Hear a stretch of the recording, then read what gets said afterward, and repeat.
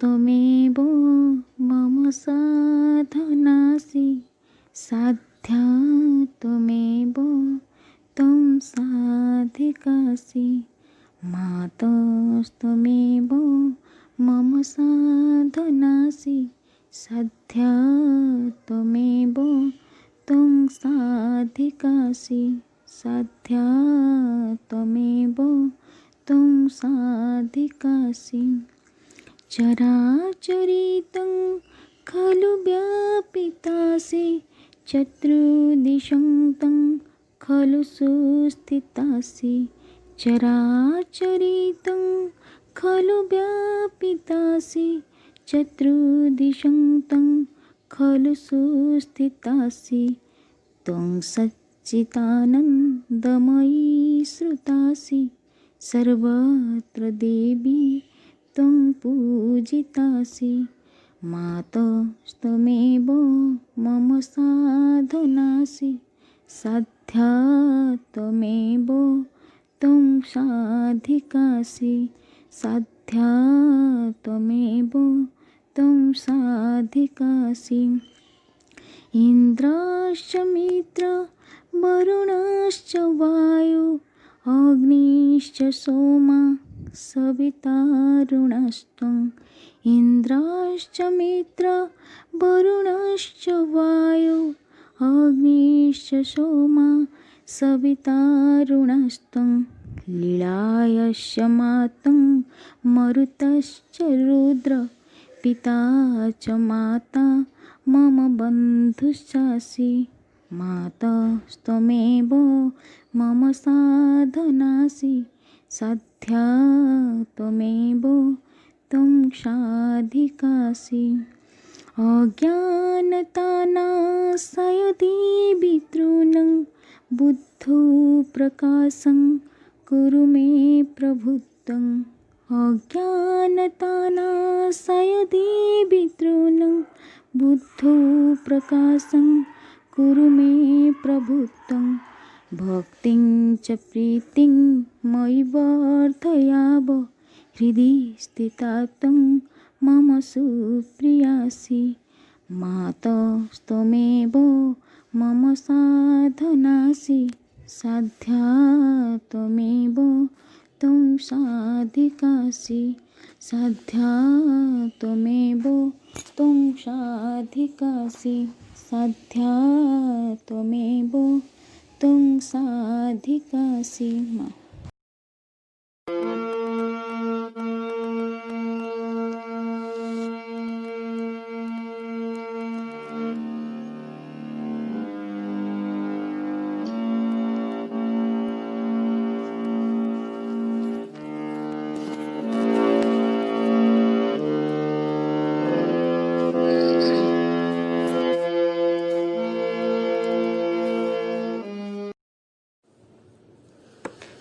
Om Sri Aurobindo Mira, open my mind, my heart, my life to your light, your love, your power in all things. May I see the divine.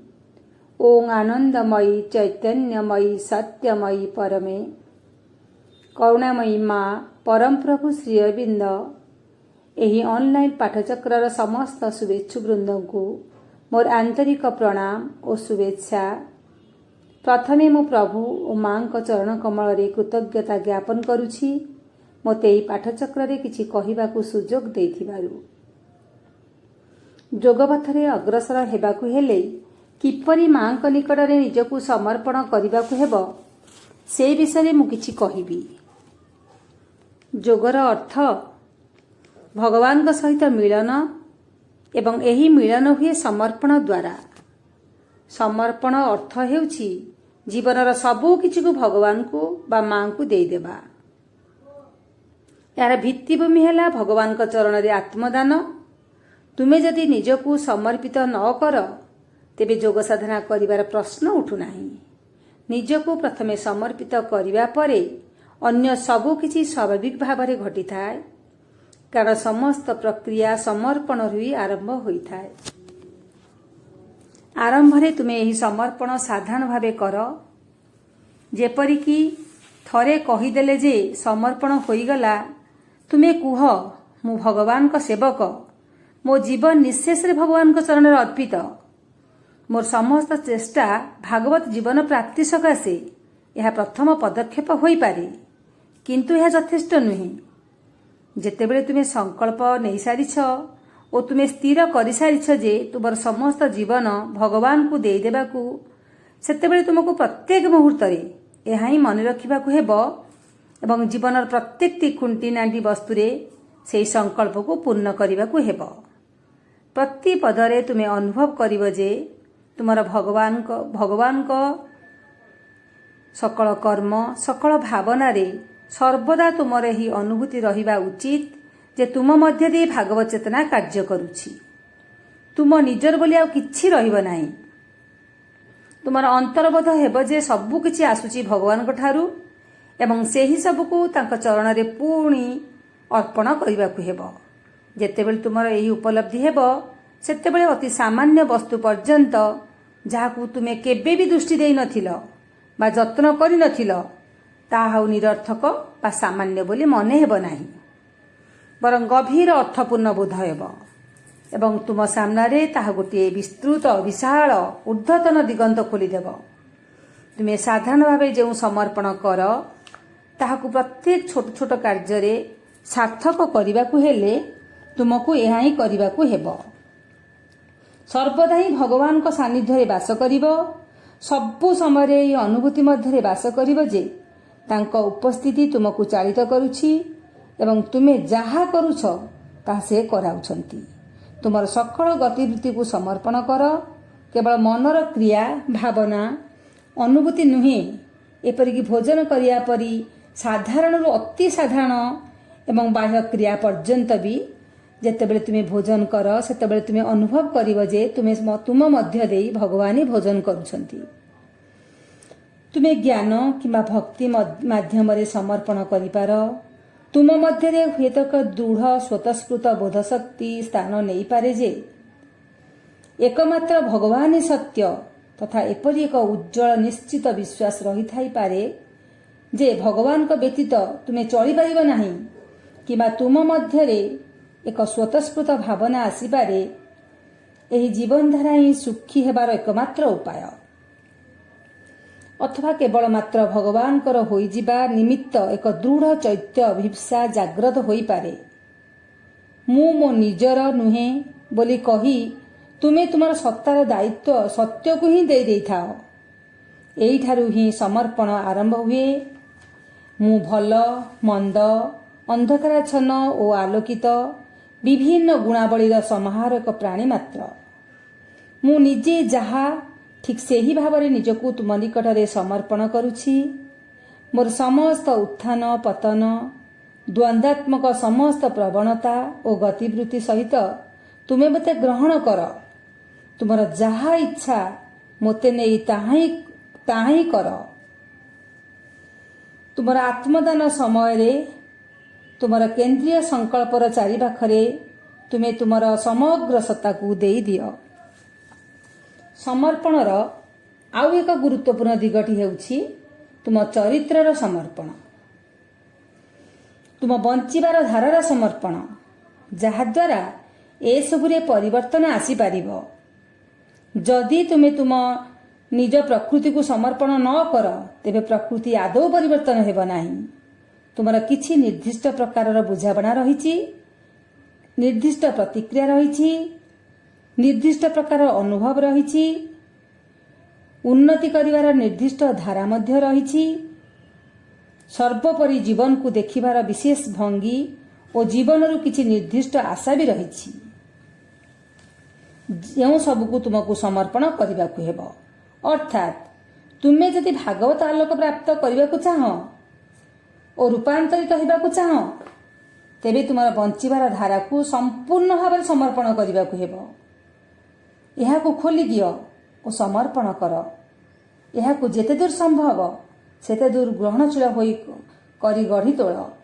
ଫଳତଃ ଭାଗବତ ଚେତନା, ଯାହାକି ତୁମେ କିପରି ହେବା ଉଚିତ ଭଲ ଭାବରେ ଜାଣିଥାଏ, ତାହା ପ୍ରତ୍ୟକ୍ଷ ଭାବରେ କାର୍ଯ୍ୟକାରୀ କରିବା ସହିତ ତୁମର ଗତିବୃତ୍ତିକୁ ତୁମର ଯଥାର୍ଥ ସତ୍ୟ ସହିତ ଅଧିକତର ଭାବରେ ସଂଗତ କରି ସତ୍ୟର ଗତିବୃତ୍ତିରେ ପରିବର୍ତ୍ତିତ କରିଦେବ। ଜଣେ ଯେଉଁ କର୍ମ କରୁଛି ତାହାକୁ ସମର୍ପଣ କରିବା ଅପେକ୍ଷା ଉପରେ ଯେଉଁ କଥାଟି କୁହାଗଲା ତା ଅଧିକ ଗୁରୁତ୍ୱପୂର୍ଣ୍ଣ। ଜଣେ ଯାହା କିଛି କରେ ତା ଅପେକ୍ଷା ଜଣେ ନିଜେ ଯାହା ତାହା ହିଁ ଅଧିକ ଗୁରୁତ୍ୱପୂର୍ଣ୍ଣ। ଯେଉଁ କର୍ମ ହେଉନା କାହିଁକି ତାହାକୁ ତୁମେ କିପରି ଭାବରେ କରୁଛ ତାହା ନୁହେଁ, ତୁମେ ଯେଉଁ ଚେତନାରେ ରହି କରୁଛ ତାହା ହିଁ ଗୁରୁତ୍ୱପୂର୍ଣ୍ଣ। ତୁମେ ଯେକୌଣସି କର୍ମ କରିପାର, କୌଣସି ଲାଭର ଆଶା ନ ରଖି ନିଃସ୍ୱାର୍ଥପର କର୍ମ କରିପାର, କର୍ମ କରିବାର ଆନନ୍ଦ ଲାଗି କର୍ମ କରିପାର। କିନ୍ତୁ ଯଦି ସେହି ସମୟରେ ତୁମେ ସେହି କର୍ମକୁ ତ୍ୟାଗ କରିବାକୁ ପ୍ରସ୍ତୁତ ନଥାଅ, କର୍ମ ପରିବର୍ତ୍ତନ କରିବାକୁ ବା କର୍ମର ଧାରାକୁ ପରିବର୍ତ୍ତନ କରିବାକୁ ପ୍ରସ୍ତୁତ ନଥାଅ, ଯଦି ତୁମେ ତୁମର କର୍ମଧାରା ସହିତ ଜଡ଼ିତ ହୋଇ ରହିଥାଅ, ତେବେ ତୁମର ସମର୍ପଣ ସମ୍ପୂର୍ଣ୍ଣ ନୁହେଁ ବୋଲି ଜାଣି ରଖ। ଏଠାରେ ମା କହୁଛନ୍ତି ଭଗବାନଙ୍କ ନିକଟରେ ସର୍ବାଙ୍ଗୀନ ଆତ୍ମଦାନର 3ଟି ନିର୍ଦ୍ଦିଷ୍ଟ ଧାରା ରହିଛି। ଏକରେ ହେଲା ପୂର୍ଣ୍ଣ ନମ୍ରତାର ସହିତ ସମସ୍ତ ଗର୍ବ ଓ ଅହଙ୍କାରର ପରିତ୍ୟାଗ କରି ତାଙ୍କର ପାଦ ତଳେ ମଥାନତ କରିବା। 2. ନିଜର ସତ୍ତାକୁ ତାଙ୍କ ନିକଟରେ ଅନାବୃତ କରିଦେବା। ନିଜର ସମଗ୍ର ଶରୀରକୁ ପାଦଠାରୁ ମସ୍ତକ ପର୍ଯ୍ୟନ୍ତ ଗୋଟିଏ ବହିକୁ ଖୋଲିଦେଲା ଭଳି ନିଜର ସମସ୍ତ କେନ୍ଦ୍ରକୁ ସମ୍ପୂର୍ଣ୍ଣ ଆନ୍ତରିକତା ସହିତ ଅନାବୃତ କରିଦେବା, ଯେପରିକି ସେ ସବୁର ସମସ୍ତ ଗତିବୃତ୍ତି ଦୃଶ୍ୟମାନ ହେବ। କିଛି ବି କିଛି ଲୁକ୍କାୟିତ ହୋଇ ରହିବ ନାହିଁ। ତୃତୀୟରେ ମା କହୁଛନ୍ତି ତାଙ୍କର ବାହୁଦ୍ୱୟ ମଧ୍ୟରେ ଆଶ୍ରୟ ନିଅ। ଏକ ପ୍ରେମମୟ ପୂର୍ଣ୍ଣ ନିର୍ଭରତା ସହିତ ତାଙ୍କ ମଧ୍ୟରେ ନିମଜ୍ଜିତ ହୋଇଯାଅ। ଏହିସବୁ ଗତିବୃତ୍ତି 3ଟି ସୂତ୍ର ସହିତ କିମ୍ବା କ୍ଷେତ୍ର ବିଶେଷରେ ଏହା ମଧ୍ୟରୁ ଯେକୌଣସି ଗୋଟିଏ ସୂତ୍ର ସହିତ ସଂଶ୍ଳିଷ୍ଟ ରହିବା ଉଚିତ। 1ରେ ତୁମର ଇଚ୍ଛା ପୂର୍ଣ୍ଣ ହେଉ, ମୋର ନୁହେଁ। 2ରେ ହେଲା ତୁମେ ଯାହା ଇଚ୍ଛା କର, ତୁମେ ଯେପରି ଇଚ୍ଛା କର। 3ରେ ଚିରକାଳ ପର୍ଯ୍ୟନ୍ତ ମୁଁ କେବଳ ତୁମର।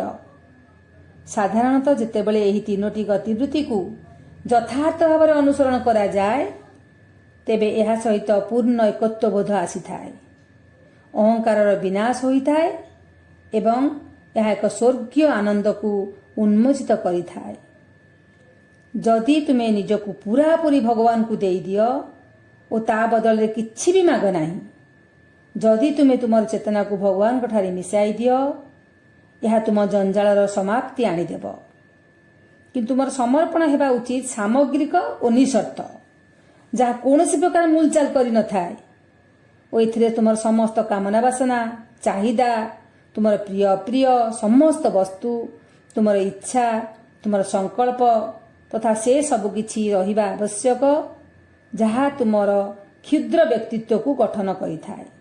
ତେବେ ହିଁ ତୁମେ ଶାନ୍ତି ପାଇପାରିବ ଏବଂ ତୁମର ଜଞ୍ଜାଳର ସମାପ୍ତି ଘଟିପାରିବ।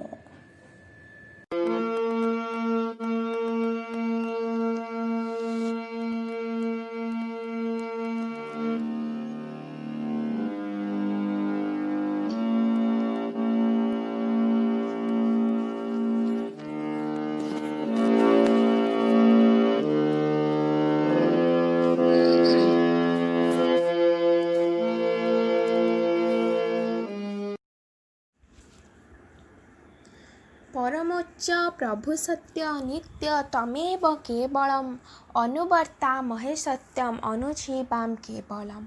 अति मानसर अवतारणाकारी और नवसृजनर स्रष्टा प्रभु श्री अरविंद और दिव्य जननी श्री माँ चरण जुगल प्रणति जनाऊँगी एवं ए पृथ्वी अवस्थित प्रत्येक जीवर मंगल कामना करुछि एवं मते शुणुथिबा प्रत्येक भगवत प्रेमी को मोर शत शत प्रणाम। ए पृथ्वी को आसबार मते मात्र 14 वर्ष। मु जाने ना मु केते परिमाण रे माँ को संतान हेबारे सक्षम होउछि, तथापि ए जड़तारू मुक्त होई अमरत्व यात्रा पथर पथिक हेबार अभिप्सा नहीं मु आज मो अंतरर कथा उपस्थापना करुछि। अभिप्सा एक अनिर्वापित दिव्य शिखा। अभिप्सार संज्ञा निरूपण करी श्री माँ कहिछंती, अभिप्सा हेउछि सबुबेले संभावनार सूचना ओ ଅଧ୍ୟବସାୟ ଏହାକୁ ସିଦ୍ଧିର ନିଶ୍ଚୟତା ପ୍ରଦାନ କରିପାରେ। ସରଳ ଭାଷାରେ ଯଦି ଆମେ ଏହାକୁ ବୁଝିବା ବା ଏହାର ସନ୍ଧି କରିବା ତେବେ ଜାଣିବା ଅଭିପ୍ସାର ଅର୍ଥ ଅଟଳ ଅଧ୍ୟବସାୟ, ଭୀତି ଶୂନ୍ୟତା, ପଶ୍ଚାତ୍ପଦହୀନତା, ସାହସପୂର୍ଣ୍ଣ ମନୋଭାବ। ଏହା ହିଁ ଆମ ମନରେ ଥିବା ଅଭିପ୍ସାର ବାସ୍ତବିକ ଅର୍ଥ ହେବା ଉଚିତ। ବେଳେବେଳେ ଆମ ମନରେ ପ୍ରଶ୍ନ ଉଠିପାରେ ଯେ ମା ତ ପୂର୍ଣ୍ଣଯୋଗରେ ଉଲ୍ଲେଖ କରିଛନ୍ତି ଯେ ନିଜେ ଓ ନିଜର ଯାହା କିଛି ଅଛି ସବୁ କିଛି ଦେଇଦେବ, କିଛି ବି ପାଇବାର ଆଶା ରଖିବନି। କିନ୍ତୁ ଅଭିପ୍ସାର ଅର୍ଥ ତ ଆସ୍ପୃହା କରିବା, କିଛି ଅଭିଳାଷା ରଖିବା ବା କିଛି ପାଇବାର ଲାଳସା ରଖିବା। ତେବେ କିପରି ଆମେ ସବୁ କିଛି ଦେଇଦେବା ପୁଣି ପାଇବାର ଇଚ୍ଛା କରିବା? ମାତ୍ର ବାସ୍ତବିକ ଅର୍ଥରେ ଦେଖିଲେ ଆମେ ଜାଣିପାରିବା ସାଧାରଣ ଅଭିପ୍ସା ଠାରୁ ପୂର୍ଣ୍ଣଯୋଗରେ ବ୍ୟବହୃତ ହୋଇଥିବା ଅଭିପ୍ସା ଶବ୍ଦଟିର ଅର୍ଥ ପୂର୍ଣ୍ଣତଃ ଭିନ୍ନ ପ୍ରକାରର। ଯେପରି ଆମ ଓଡ଼ିଆ ସାହିତ୍ୟର ବ୍ୟାକରଣରେ ଆମେ ଜାଣିଛେ ଶବ୍ଦରେ ମାତ୍ରାର ଅଦଳ ବଦଳରେ ମଧ୍ୟ ଶବ୍ଦର ଅର୍ଥ ଭିନ୍ନ ପ୍ରକାରର ହୋଇପାରେ। ଠିକ୍ ସେହିପରି ପରିସ୍ଥିତିର ପରିବର୍ତ୍ତନରେ ଅଭିପ୍ସା ଶବ୍ଦଟିର ଅର୍ଥ ଭିନ୍ନ ହୋଇଛି। ମା ସ୍ପଷ୍ଟ ଭାବେ ଆମକୁ ସୂଚିତ କରିଛନ୍ତି ଯେ ଆମର ଏ ଅଭିପ୍ସା ହେବ ଏକ ନୂତନ ଓ ପୂର୍ଣ୍ଣାଙ୍ଗ ବିଶ୍ୱର ସୃଷ୍ଟି ନିମନ୍ତେ ଏବଂ ଆମେ ଶଯ୍ୟାକୁ ଯିବା ପୂର୍ବରୁ ଓ ଶଯ୍ୟା ତ୍ୟାଗ କରିବା ପରେ ସବୁବେଳେ ଏକ ହିଁ ଅଭିପ୍ସା କରିବା। ଯଦି ଆମ ଅଭିପ୍ସା ବିଶ୍ୱାତୀତ ନ ହୋଇ ବ୍ୟକ୍ତିଗତ ହୁଏ ତେବେ ଏହା ଅଭିପ୍ସା ନୁହେଁ, ଏହା ହେଉଛି କାମନା। ନିଜେ ସୁଖରେ ରହିବାର ଇଚ୍ଛା ହେଉଛି କାମନା, କିନ୍ତୁ ଜଗତ ସୁଖ ପାଇଁ କାମନା କରିବା ହେଉଛି ଅଭିପ୍ସା। କଥାଟିର ଅର୍ଥ ସମ୍ପୂର୍ଣ୍ଣ ରୂପେ ଭିନ୍ନ। ଅଭିପ୍ସା ଏପରି କୌଣସି ବସ୍ତୁ ନୁହେଁ ଯାହାକୁ ଆମେ ସୁଲଭ ମୂଲ୍ୟରେ ପାଇପାରିବା। ଏହା ଆମ ଅନ୍ତର ଭିତରେ ଦାଉ ଦାଉ ହୋଇ ଜଳୁଥିବା ଅଦୃଶ୍ୟ ଅଲିଭା ଦୀପଶିଖା ସଦୃଶ। ଏହା ସର୍ବଦା ଆମ ଭିତରେ ଊର୍ଦ୍ଧ୍ୱମୁଖୀ ହୋଇ ଜଳୁଛି, ଠିକ୍ ଯେପରି ଗୋଟେ ଗଛଟିଏ। ସେ ସବୁବେଳେ ଚାହେଁ ସୂର୍ଯ୍ୟାଲୋକ ଆଡ଼କୁ ମୁଣ୍ଡ ଟେକି ଉପରକୁ ଉଠି ଚାଲିବ। ଗଛର ନିଜ ଫୁଲ ଫଳ ପତ୍ର ପ୍ରତି କୌଣସି ଲୋଭ ବା ମୋହ ନଥାଏ। ତାର ତ କେବଳ ଏକମାତ୍ର ଅଭିପ୍ସା ସେ କିପରି ଆହୁରି ଉପରକୁ ସୂର୍ଯ୍ୟାଲୋକ ଦିଗକୁ ଉଠି ଚାଲିବ, ଆଗକୁ ଆଗକୁ ବଢ଼ି ଚାଲିବ। ଆମର ମଧ୍ୟ ଅଭିପ୍ସା ସେହିଭଳି ହେବା ଦରକାର। ସବୁବେଳେ ଆମେ ଚାହିଁବା ଏହି ଧନ ସମ୍ପତ୍ତି, ମାୟା ମୋହ, ଅପତ୍ୟା ସୁଖ ତଥା ଡାକ୍ତର ଇଞ୍ଜିନିୟର ହେବାର ସ୍ୱପ୍ନକୁ ଆମେ ବାହ୍ୟ ସ୍ତରର ଆକାଂକ୍ଷା ଭିତରେ ସୀମାବଦ୍ଧ ରଖି ଅନ୍ତରର ଅଭିପ୍ସା ସ୍ୱରୂପ ଆମେ ଚାହିଁବା ଶାଶ୍ୱତଙ୍କ ଦିଗରେ ଉପରକୁ ଉଠିଯିବା ପାଇଁ। ମା ଗଙ୍ଗଶିଉଳି ଫୁଲକୁ ଆସ୍ପିରେସନ୍ ବୋଲି ଡାକୁଥିଲେ, କାରଣ ଗଙ୍ଗଶିଉଳି ଫୁଲଟିଏ ଦେଖିବାକୁ ଅତି ଛୋଟ କିନ୍ତୁ ଭାରି ମନଲୋଭା। ସେ ରାତିରେ ଫୁଟେ, ମାତ୍ର 6 ଘଣ୍ଟା ଗଛରେ ରହି ତଳକୁ ଝଡ଼ି ପଡ଼େ। ତାର ଗଛରେ ରହିବାର କୌଣସି କାମନା ନଥାଏ। ସେ ନିଜକୁ ମାଟି ଉପରେ ସମର୍ପି ଦିଏ ଆଉ ଅପେକ୍ଷା କରିଥାଏ କେହି ସ୍ପୃହାବାନ ବ୍ୟକ୍ତି ହିଁ ତାର ଅଭିପ୍ସାକୁ ଚିହ୍ନି ପାରିବ ଓ ତାକୁ ନେଇ ତାର ଯଥାର୍ଥ ସ୍ଥାନରେ ଅର୍ଥାତ୍ ଭଗବାନଙ୍କ ପାଖରେ ଅର୍ପଣ କରିଦେବ। ଆମ ମନରେ ପ୍ରଶ୍ନ ଉଠିବ, ତାହେଲେ ଆମ ଅଭିପ୍ସାଟି କେଉଁଠି ଅଛି, କିପରି ଅଛି? ଅଭିପ୍ସା କ'ଣ ସମସ୍ତଙ୍କ ପାଖରେ ଅଛି? ନିଶ୍ଚିନ୍ତ ରୂପେ ଅଭିପ୍ସା ପ୍ରତିଟି ପ୍ରାଣୀ, ପ୍ରତିଟି ଉଦ୍ଭିଦ, ପ୍ରତିଟି ଜୀବ ମଧ୍ୟରେ ରହିଛି। ଆମର ସତ୍ତାର ଅତି ସୂକ୍ଷ୍ମତମ ଆଧାରରେ ମଧ୍ୟ ଅଭିପ୍ସା ରହିଛି। ମାତ୍ର କାହା ପାଖରେ ଅଭିପ୍ସା ଟିକେ କମ୍ ତ କାହା ପାଖରେ ଟିକେ ବେଶୀ। କାହା ପାଖରେ ଅଭିପ୍ସା ବିକଶିତ ହୋଇଛି ତ କାହା ପାଖରେ ଅଭିପ୍ସା ଲୁକାୟିତ ଅବସ୍ଥାରେ ଅଛି, କିନ୍ତୁ ନିଶ୍ଚିନ୍ତ ରୂପେ ଅଛି। ଏପରିକି ଆଶରିକ ଶକ୍ତିମାନଙ୍କ ପାଖରେ ମଧ୍ୟ ଅଭିପ୍ସା ରହିଥାଏ। ମାତ୍ର ମାଙ୍କଡ଼ ବେକରେ ଯେପରି ମୁକୁତାମାଳ ଶୋଭା ପାଇଥାଏ, ସେମିତି ଅସୁରମାନେ ଏହାର ସଦ୍ମୂଲ୍ୟ ଜାଣିପାରନ୍ତିନି ବା ଆକୁ ସଦୁପଯୋଗ କରିପାରନ୍ତିନି। କିନ୍ତୁ ଯଦି ଜଣେ ସଦ୍ଗୁରୁ ନିକଟରେ ଜଣେ ଅଭିପ୍ସାବାନ ବ୍ୟକ୍ତି ପହଞ୍ଚିଯାଏ ତେବେ ସେ ଗୁରୁ ସେ ବ୍ୟକ୍ତିର ଅଭିପ୍ସା ଶିଖାରେ ଅଧିକରୁ ଅଧିକ ଘୃତ ଦେଇ ତାକୁ ଆହୁରି ତୀବ୍ର କରି ଦିଅନ୍ତି। ଯଥାର୍ଥ ସମୟ ଆସିଲେ ବ୍ୟକ୍ତିର ଅଭିପ୍ସା ଜ୍ଞାନ ଉଦିତ ହୁଏ ଓ ସେ ନିଜ ଅଭିପ୍ସାକୁ ସାକାର କରିପାରେ। ଏହି ପ୍ରସଙ୍ଗରେ ମୁଁ ଆପଣମାନଙ୍କୁ ଏକ ସତ୍ୟ କାହାଣୀଟି କହିବି। ସ୍ୱିଡେନ ଦେଶରେ ଥରେ ସାଇକେଲ ପ୍ରତିଯୋଗିତା ହେବାର ଥାଏ। ବହୁ ପ୍ରତିଦ୍ୱନ୍ଦ୍ୱୀ ସେଥିରେ ଭାଗ ନେବା ପାଇଁ ଆସିଥାନ୍ତି। ପ୍ରାୟ 1500 ଜଣ ପ୍ରତିଦ୍ୱନ୍ଦ୍ୱୀଙ୍କ ମଧ୍ୟରୁ ମାତ୍ର 50 ଜଣଙ୍କୁ ହିଁ ତାଙ୍କର ଶାରୀରିକ କ୍ଷମତାର ସାର୍ଟିଫିକେଟ୍ ଦିଆଯାଇ ପ୍ରତିଯୋଗିତାରେ ଭାଗ ନେବାର ସ୍ୱୀକୃତି ମିଳିଥାଏ। କିନ୍ତୁ ସମସ୍ତେ ଏଥିପାଇଁ ଖୁବ୍ ଉତ୍ସାହିତ ଆନନ୍ଦିତ ଥାନ୍ତି। ଯଥାର୍ଥ ସମୟରେ ପ୍ରତିଯୋଗିତାଟି ଆରମ୍ଭ ହେଲା। ସାଇକେଲ ଚାଳନାକାରୀମାନେ ସମସ୍ତେ ସାଇକେଲ ଚଲେଇବା ଆରମ୍ଭ କଲେ। ହଠାତ୍ ସମସ୍ତ ବ୍ୟକ୍ତିଙ୍କୁ ଆଶ୍ଚର୍ଯ୍ୟଚକିତ କରି ଜଣେ ବୃଦ୍ଧ ନିଜ ସାଇକେଲରେ ସାଇକେଲ ଚଳାଳୀମାନଙ୍କ ପଛରେ ଯିବା ପାଇଁ ଲାଗିଲେ। ବ୍ୟକ୍ତିମାନଙ୍କ ଆଗ୍ରହ ବଢ଼ିଲା, ଏ ବୃଦ୍ଧ ଜଣକ କିଏ? ହଠାତ୍ ଏମିତି ସେ ପ୍ରତିଦ୍ୱନ୍ଦ୍ୱୀମାନଙ୍କ ସହିତ ସାଇକେଲ କାହିଁକି ଚଲାଉଛନ୍ତି? ସେ ବୃଦ୍ଧ ଜଣକ ସେଇ ସ୍ୱିଡେନ ଦେଶର ଅଧିବାସୀ ଥିଲେ। ଦିନେ ସେ ବୃଦ୍ଧ ଏକ ଖବରକାଗଜରୁ ଏହି ପ୍ରତିଯୋଗିତା ସମ୍ବନ୍ଧରେ ପଢ଼ିଥିଲେ ଓ ତାଙ୍କ ମନରେ ଖୁବ୍ ପ୍ରବଳ ଆଗ୍ରହ ସୃଷ୍ଟି ହୋଇଥିଲା। ସେ ଭାବିଲେ, ମୁଁ ଜୀବନ ସାରା ଏତେ ପରିଶ୍ରମ କଲି, ଏତେ ଧନ ସମ୍ପତ୍ତି ପାଇଲି, ପୁତ୍ର କନ୍ୟା ସମସ୍ତଙ୍କ ସୁଖରେ ବଞ୍ଚି ରହିଲି, ହେଲେ ମୁଁ ଏ ଦେଶ ପାଇଁ କଲି କ'ଣ? ମୁଁ ଏ ଦେଶରେ ମୋର ଭୂମିକା ବା କ'ଣ ରହିଲା? ମୁଁ ମଲା ପରେ ମୋତେ କିଏ ବା ମନେ ରଖିବ? ତେଣୁ ସେ ଦୃଢ଼ ନିଶ୍ଚୟ କରିନେଲେ। ତାଙ୍କ ଭିତରେ ସେ ଅଭିପ୍ସାଟା ଜନ୍ମିଲା ଯେ ମୁଁ ଏହି ସାଇକେଲ ପ୍ରତିଯୋଗିତାରେ ଭାଗ ନେବି। ଯଦିଓ ସେ ସାଇକେଲ ପ୍ରତିଯୋଗିତାରେ ଭାଗ ନେବା ପାଇଁ ବୟସ ସୀମା 35 ବର୍ଷ ଥିଲା, ମାତ୍ର ସେ 70 ବର୍ଷୀୟ ବୃଦ୍ଧା କେବେ ବି ହାର ମାନିଲେନି। ବିନା କୌଣସି ଡକ୍ଟରୀ ସାର୍ଟିଫିକେଟ୍ ପାଇ ବା ସ୍ୱୀକୃତି ନ ପାଇ ମଧ୍ୟ ସେ ନିଜ ସାଇକେଲଟି ଧରି ପ୍ରତିଯୋଗିତାରେ ଭାଗ ନେବା ପାଇଁ ବାହାରି ପଡ଼ିଲେ। ସମସ୍ତେ ମଧ୍ୟ ସେ ବୃଦ୍ଧଙ୍କୁ ସ୍ୱୀକୃତି ପ୍ରଦାନ କଲେ। ବୃଦ୍ଧ ଜଣକ ନିଜ ଶରୀରର ସମସ୍ତ ଅକ୍ଷମତା ଥିବା ସତ୍ତ୍ୱେ ମଧ୍ୟ ସାଇକେଲ ଚଲାଇବାକୁ ଲାଗିଲେ। ମାତ୍ର ସାଇକେଲ ଚାଳନାଟି ତ ଖୁବ୍ କମ୍ ବାଟର ନଥିଲା। ଏହା ଥିଲା 1000 ମାଇଲ ବାଟ, ଯାହା ପାଇଁ ମାତ୍ର 5 ଘଣ୍ଟା ବା 6 ଘଣ୍ଟା ସମୟ ନୁହେଁ, ଦୀର୍ଘ 5 ଦିନରୁ ଅଧିକ ସମୟ ସାଇକେଲ ଚାଳନା କରିପାରିବ। ତ ସମସ୍ତଙ୍କ ମନରେ ବହୁତ ଆଗ୍ରହ ବଢ଼ିଲା। ସତରେ କ'ଣ ଏ ବୃଦ୍ଧ ଜଣକ ପ୍ରତିଯୋଗିତାରେ ଭାଗ ନେଇପାରିବେ? ବିଜୟୀ ହେବା ତ ଦୂରର କଥା, ଇଏ କ'ଣ ଲକ୍ଷ୍ୟ ସ୍ଥାନରେ ପହଞ୍ଚି ପାରିବେ? କିନ୍ତୁ ସମସ୍ତଙ୍କର ଯେଉଁ ମିଥ୍ୟା ଭ୍ରାନ୍ତିକୁ ମିଥ୍ୟା ସିଦ୍ଧ କରି ବୃଦ୍ଧ ଜଣକ ମାତ୍ର 72 ଘଣ୍ଟା ପରିଶ୍ରମରେ ସେ ପ୍ରଥମ ଆରୋହୀଙ୍କ ପର୍ଯ୍ୟନ୍ତ ପହଞ୍ଚି ପାରିଥିଲେ ଓ ଚତୁର୍ଥ ଦିନ ବେଳକୁ ସେ ସମସ୍ତଙ୍କ ଆଗରେ, ଅର୍ଥାତ୍ ସମସ୍ତଙ୍କ ଠାରୁ 150 ମାଇଲ ଆଗରେ ପହଞ୍ଚି ସାରିଥିଲେ। ସମସ୍ତେ ଜାଣିଲେ ବୃଦ୍ଧ ଜଣକ ତେବେ ନିଶ୍ଚୟ ଜିତିବେ।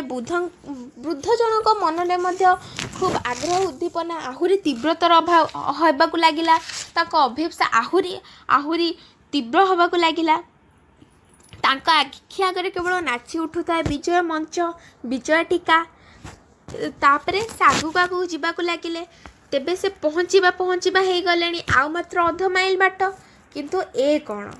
ତାଙ୍କର ସିନା ମନରେ ଅଭିପ୍ସା ଥିଲା ଯେ ବିଜୟ ହେବା ପାଇଁ, କିଛି ନୂଆ କିଛି କରିବା ପାଇଁ, କିନ୍ତୁ ତାଙ୍କ ସାଇକେଲଟି ତ ନିର୍ଜୀବ ଥିଲା, ଜଡ଼ ଥିଲା। ସେ କିନ୍ତୁ ବୃଦ୍ଧଙ୍କ ସାଥ ଦେଇପାରିଲାନି। ହଠାତ୍ ଚାହୁଁ ଚାହୁଁ ସାଇକେଲର ପଛ ଚକାଟି ଫାଟିଗଲା। ବୃଦ୍ଧଙ୍କ ମନ ମଧ୍ୟ ଭାଙ୍ଗିଗଲା। ଏତେ କଷ୍ଟ ସହିଲେ ଆଉ ଅଧ ମାଇଲ ବାଟ ପାଇଁ ସେ କ'ଣ ହାରିଯିବେ? ନା, ଏହା ବୋଧେ ତାଙ୍କ ପାଇଁ ବାଧା ଥିଲା। କିନ୍ତୁ ସେଇ ବାଧାକୁ ବୃଦ୍ଧ ଜଣକ ପାବଛ ରୂପେ ମାନିନେଲେ। ସେଇ ଫଟା ଟାୟାର ସାହାଯ୍ୟରେ ମଧ୍ୟ ସାଇକେଲ ଚାଳନା କରି ବୃଦ୍ଧ ଜଣକ ଆଉ ଅଧ ମାଇଲ ବାଟ ଅତିକ୍ରମ କରିଗଲେ। ଆଉ ଶେଷରେ ତାଙ୍କୁ ସ୍ୱିଡେନ ଦେଶର ରାଜଧାନୀରେ ରାଜକୀୟ ସମ୍ବର୍ଦ୍ଧନା ଦିଆଗଲା। ତାଙ୍କୁ ଆଦରରେ ସମସ୍ତେ ଡାକିଲେ ଭାଇକିଂ ବିୟର୍ଡ଼, ଅର୍ଥାତ୍ ଦାଢ଼ିବାଲା ସାଇକେଲ ଚାଳକ। ଆଉ କେହି ତାଙ୍କୁ ଷ୍ଟିଲ୍ ଗ୍ରାଣ୍ଡଫାଦର ବୋଲି ମଧ୍ୟ ଡାକୁଥିଲେ। आउ शेषରେ ତାଙ୍କର ବହୁତ ପରିଚିତ ନାଁ ହେଇଗଲା ସ୍ୱିଡେନ ଦେଶର ପାଗଳ ବୃଦ୍ଧ। ଏହି ଗଳ୍ପଟିରୁ ଆମେ ଶିକ୍ଷା ପାଇପାରିବା ଯେ ବୃଦ୍ଧ ଜଣକ ନିଜ ଜୀବନର ଶେଷ ସମୟରେ ହେଉ ପଛେ ତାଙ୍କର ଅଭିପ୍ସା ଜାଗ୍ରତ ହେଲା। ସେ ନିଜ ଭିତରେ ଲୁକାୟିତ ଆସ୍ପୃହାକୁ ଚିହ୍ନି ପାରିଲେ ଆଉ ଶେଷରେ ସେ ସାମାନ୍ୟ ବୃଦ୍ଧରୁ ସ୍ୱିଡେନ ଦେଶର ପ୍ରଖ୍ୟାତ ବୁଦ୍ଧ ସାଜିଗଲେ। ତାଙ୍କ ପଥରେ ଅନେକ ବାଧା ଆସିଥିଲା କିନ୍ତୁ ସେ ବାଧାକୁ ସେ ପାହାଚ ବୋଲି ମାନିନେଲେ। ତେଣୁ ଶ୍ରୀମାଙ୍କ ଭାଷାରେ ତୁମ ମାର୍ଗରେ ଆସୁଥିବା ପ୍ରତିଟି ବାଧାକୁ ଅଗ୍ରଗତିର ପାହାଚ କରିଦେବ, ଦେଖିବ ମାର୍ଗଟି ସରଳ ହୋଇ ଉଠିବ। ଆମେ ସମସ୍ତେ ଅଭିପ୍ସାର ଗୋଟେ ଗୋଟେ ଚଳନ୍ତି ସ୍ୱରୂପ। ଆମ ପିତାମାତାଙ୍କର ଅଭିପ୍ସା ଅନୁସାରେ ହିଁ ଆମମାନଙ୍କର ସୃଷ୍ଟି। ଆମ ବର୍ତ୍ତମାନ ଜୀବନରେ ଥିବା ସମସ୍ତ ସମସ୍ୟା ହେଉ ବା ସୁଖ ଶାନ୍ତି ସବୁକିଛି ଆମ ପୂର୍ବର ଅଭିପ୍ସା ଉପରେ ହିଁ ଆଧାରିତ କରି ଆମକୁ ଏବେ ମିଳିଛି। ଅଭିପ୍ସା ଭଳି ଏକ ଅଲିଭା ଶିକ୍ଷାର ସମ୍ପୂର୍ଣ୍ଣ ବ୍ୟାଖ୍ୟାୟନ କରିବା ସାଧ୍ୟାତୀତ। ମୁଁ ତ ସାମାନ୍ୟ ମାତ୍ର, ତେଣୁ ମୁଁ ତା'ର ଏକ ରଶ୍ମି ସମ୍ପର୍କରେ ହିଁ ଆଲୋକପାତ କରିପାରିଛି। ମୁଁ ଶେଷରେ ଆପଣମାନଙ୍କୁ ଏତିକି କହିବି, ମା ପୁସ୍ତକର ପ୍ରଥମ ଧାଡ଼ିଟିକୁ ହିଁ ଆମକୁ ପ୍ରଥମେ ସାର୍ଥକ କରିବାକୁ ପଡ଼ିବ। ନିମ୍ନରୁ ଆମର ଅଭିପ୍ସାର ଆହ୍ୱାନ ହିଁ ଉଚ୍ଚର ଭାଗବତ କରୁଣାକୁ କ୍ରିୟାଶୀଳ କରାଇପାରିବ। ଆମେ ଗୋଟିଏ ପାଦ ଆଗକୁ ଗଲେ ମା ଆମ ପାଇଁ 10 ପାଦ ଆଗକୁ ଆସିପାରିବେ। ଯେପରି ନବଜାତ ଶିଶୁଟି ନ କାନ୍ଦିବା ଯାଏ ତା ମା ତାକୁ କେବେ ବି ଖାଇବାକୁ ଦିଏ ନା, ଠିକ୍ ସେହିପରି ଆମର ଅଭିପ୍ସା ହିଁ ଆମ ଭାଗବତ କରୁଣାକୁ ଆମ ନିକଟକୁ ନେଇ ଆସିପାରିବ। କିନ୍ତୁ ଆମ ଅଭିପ୍ସାଟି ସେତିକି ପରିମାଣରେ ବିଶୁଦ୍ଧ ହୋଇଥିବ, ସେଥିରେ ନା ଛଳ କପଟ ମିଥ୍ୟାଚାର କୌଣସି ପ୍ରକାର ଦୁର୍ଗୁଣର ସ୍ଥାନ ନଥିବ। ଶୁଦ୍ଧ ହୃତରେ ଆମ ଅଭିପ୍ସାଟି ଦାଉ ଦାଉ ହେଇ ଯେପରି ଚଳୁଥିବ। ଏତିକି କହି ମୁଁ ମୋ ଅନ୍ତରର ଅଭିବ୍ୟକ୍ତିରେ ପୂର୍ଣ୍ଣଚ୍ଛେଦ ଅର୍ପଣ କରୁଛି। ଭିକ୍ଟ୍ରି ଟୁ ଦ ଡିଭାଇନ୍ ମଦର। ଦିବ୍ୟ ଜନନୀଙ୍କର ଜୟ ହେଉ।